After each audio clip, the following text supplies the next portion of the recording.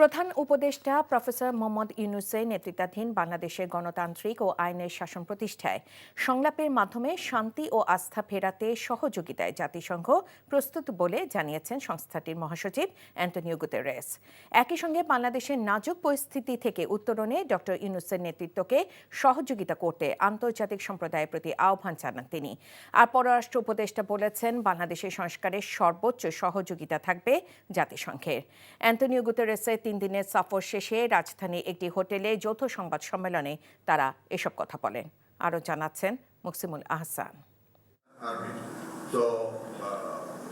যৌথ সংবাদ সম্মেলনের শুরুতেই জাতিসংঘের মহাসচিব অ্যান্টনিও গুতেরেসের বাংলাদেশ সফরের বিভিন্ন কর্মসূচি নিয়ে কথা বলেন অন্তর্বর্তী সরকারের পররাষ্ট্র উপদেষ্টা। সেই সাথে বাংলাদেশের বর্তমান পরিস্থিতিতে তার এই সফরকে গুরুত্বপূর্ণ এবং অর্থবহ বলে আখ্যা দেন তৌহিদ Hossain. This visit is significantly meaningful for the government and for the future Bangladesh.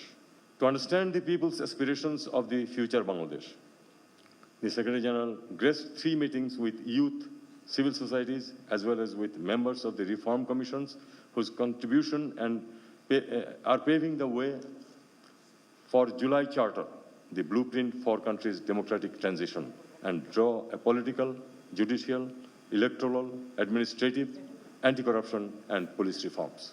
Antonio Guterres জাতিসংঘ শান্তিরক্ষী মিশনে বাংলাদেশের ভূমিকার প্রশংসা করেন। বলেন, ডক্টর ইউনূস সরকারের ইতিবাচক উদ্যোগের সাথে আছে জাতিসংঘ। সেই সাথে আন্তর্জাতিক সম্প্রদায়কেও বাংলাদেশের পাশে দাঁড়ানোর আহ্বান জানান তিনি। বাংলাদেশে একটি ক্রান্তিকালীন পরিস্থিতি চলছে। প্রধান উপদেষ্টা ডক্টর ইউনূসের নেতৃত্বে গণতান্ত্রিক বাংলাদেশের প্রতি সবাইকে সমর্থন জানানো উচিত। আন্তর্জাতিক সম্প্রদায়ের উচিত তার নেতৃত্বে একটি পরিবর্তনশীল বাংলাদেশকে সমর্থন করা, একটি সমৃদ্ধ বাংলাদেশের জন্য। শরণার্থীদের অর্থনৈতিক এবং রাজনৈতিক সহায়তা অব্যাহত রাখতে আন্তর্জাতিক সম্প্রদায়ের প্রতি আহ্বান জানাবো। প্রশ্নের উত্তরে জাতিসংঘ মহাসচিব বলেন, মিয়ানমারে যুদ্ধ চলছে, এমন অবস্থায় রোহিঙ্গাদের জোর করে প্রত্যাবাসন কঠিন হবে। The present situation is a situation in which there is heavy fighting.